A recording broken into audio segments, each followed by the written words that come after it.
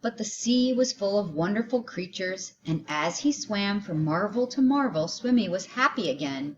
He saw a Medusa made of rainbow jelly, a lobster who walked about like a water moving machine, strange fish pulled by an invisible thread,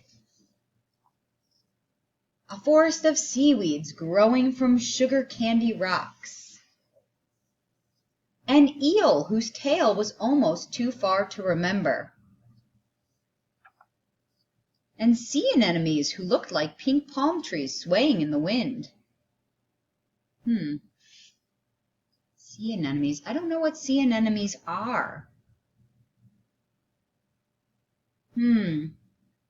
I wonder what I should do.